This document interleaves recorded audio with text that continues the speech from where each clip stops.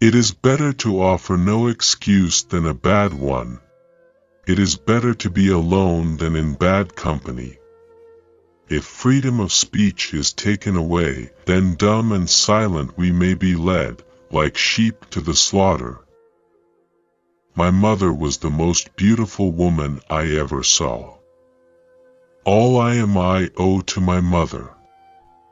I attribute my success in life to the moral, intellectual, and physical education I received from her. Human happiness and moral duty are inseparably connected. 99% of failures come from people who make excuses. 13. I hope I shall possess firmness and virtue enough to maintain what I consider the most enviable of all titles, the character of an honest man. There is nothing which can better deserve our patronage than the promotion of science and literature. Knowledge is in every country the surest basis of public happiness. Guard against the impostures of pretended patriotism. Labor to keep alive in your breast that little spark of celestial fire called conscience. Perseverance and spirit have done wonders in all ages. Associate yourself with men of good quality, if you esteem your own reputation, for 'tis better to be alone than in bad company. Let us therefore animate and encourage each other, and show the whole world that a freeman, contending for liberty on his own ground, is superior to any slavish mercenary on earth. Few men have virtue to withstand the highest bidder. A sensible woman can never be happy with a fool. Experience teaches us that it is much easier to prevent an enemy from posting themselves than it is to dislodge them after they have got possession.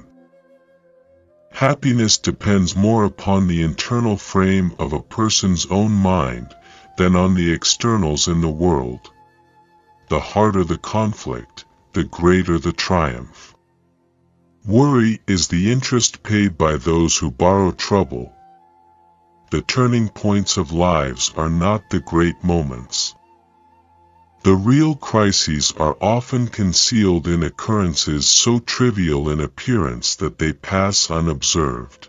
As mankind becomes more liberal, they will be more apt to allow that all those who conduct themselves as worthy members of the community are equally entitled to the protections of civil government. I hope ever to see America among the foremost nations of justice and liberality. Paper money has had the effect in your state that it will ever have, to ruin commerce, oppress the honest, and open the door to every species of fraud and injustice. To encourage literature and the arts is a duty which every good citizen owes to his country. Where are our men of abilities? Why do they not come forth to save their country? Be courteous to all, but intimate with few, and let those be well tried before you give them your confidence. We must consult our means rather than our wishes. Real men despise battle, but will never run from it. Discipline is the soul of an army. It makes small numbers formidable, procures success to the weak, and esteem to all. Citizens by birth or choice of a common country, that country has a right to concentrate your affections. The name of American, which belongs to you, in your national capacity, must always exalt the just pride of patriotism, more than any appellation derived from local discriminations. To persevere in one's duty, and be silent is the best answer to calumny. We should not look back unless it is to derive useful lessons from past errors, and for the purpose of profiting by dearly bought experience. there is nothing so likely to produce peace as to be well prepared to meet the enemy. Let your heart feel for the afflictions and distress of everyone. I hold the maxim no less applicable to public than to private affairs, that honesty is always the best policy. Overgrown military establishments, which, under any form of government, are inauspicious to liberty, and which are to be regarded as particularly hostile to republican liberty. If to please the people, we offer what we ourselves disapprove, how can we afterwards defend our work? Let us raise a standard to which the wise and honest can repair. The rest is in the hands of God.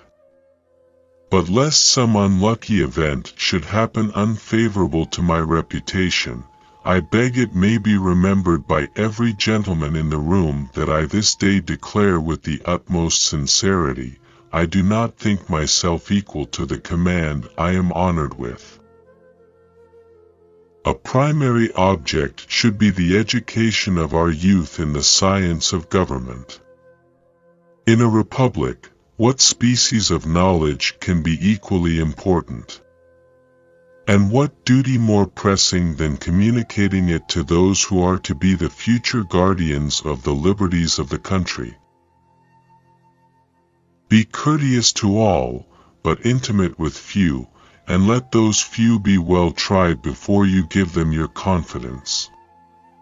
True friendship is a plant of slow growth, and must undergo and withstand the shocks of adversity before it is entitled to appellation. A free people ought not only to be armed, but disciplined, to which end a uniform and well-digested plan is requisite, and their safety and interest require that they should promote such manufactories as tend to render them independent of others for essential, particularly military, supplies.